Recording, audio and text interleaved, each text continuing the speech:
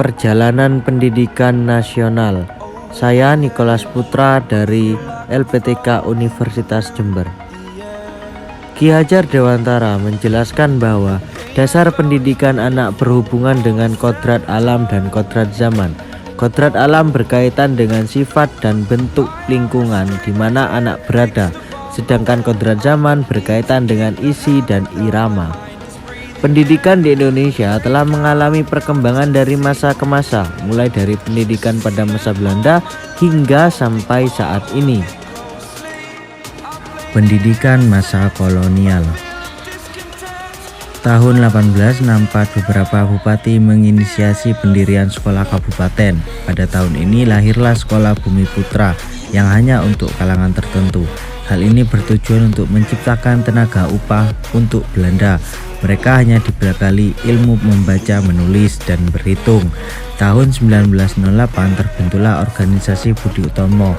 Organisasi ini memberikan beasiswa kepada rakyat Indonesia untuk belajar. Tahun 1912 muncul Raden Ajeng Kartini yang merupakan tokoh pendidikan yang memperjuangkan sekolah untuk perempuan. Tahun 1920 lahirlah cita-cita baru untuk perubahan radikal dalam pendidikan dan pengajaran, keinginan merdeka nusa dan bangsa sebagai jaminan kemerdekaan dan kebebasan budaya bangsa yang menjadi pokok sistem pendidikan dan pengajaran. 1922 terciptanya Taman Siswa yang didirikan Ki Hajar Dewantara sebagai sebuah gerbang emas dan kemerdekaan budaya sebuah bangsa. Tanam siswa hadir sebagai jiwa rakyat untuk mereka dan bebas. 1942 Jepang menjajah Indonesia. Peserta didik pada waktu itu harus membantu Jepang dalam peperangan sehingga anak pribumi harus menggantikannya. 1945 sampai 50 sistem susunan di sekolah berdasarkan tingkat pendidikan seperti masa Jepang tetap diteruskan, sedangkan pembelajaran tetap sama dan bahasa pengantar yang telah ditetapkan ialah bahasa Indonesia. Buku pelajaran yang digunakan merupakan buku terjemah dari bahasa Belanda ke dalam bahasa Indonesia yang sudah dibuat pada masa Jepang. Masa Orde Lama tahun 1950-1966. Kurikulum daerah dibagi menjadi 3, yaitu Renjana pelajaran 1947, pelajaran terurai 1952, dan 1964.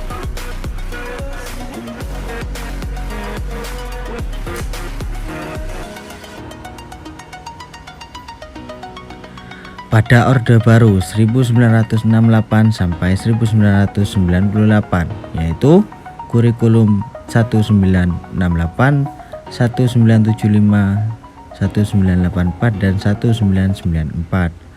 Masa reformasi hingga saat ini. Tahun 2004 pemerintah merancang pembelajaran berbasis kompetensi KBK. Selain pengetahuan dan pemahaman, siswa juga dididik untuk menguasai keterampilan sikap sosial, minat, motivasi, serta tanggung jawab.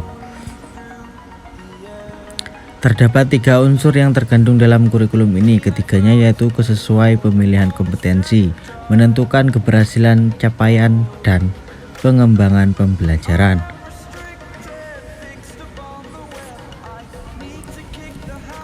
Adapun kurikulumnya yaitu kurikulum 2006-2013 sampai saat ini kurikulum Merdeka.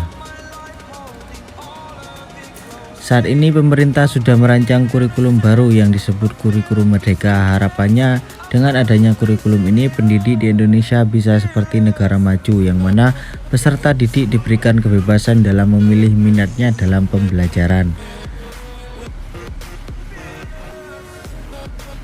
Sekian video dari saya. Jika ada salah kata, mohon maaf. Jangan lupa subscribe. Wassalamualaikum warahmatullahi wabarakatuh.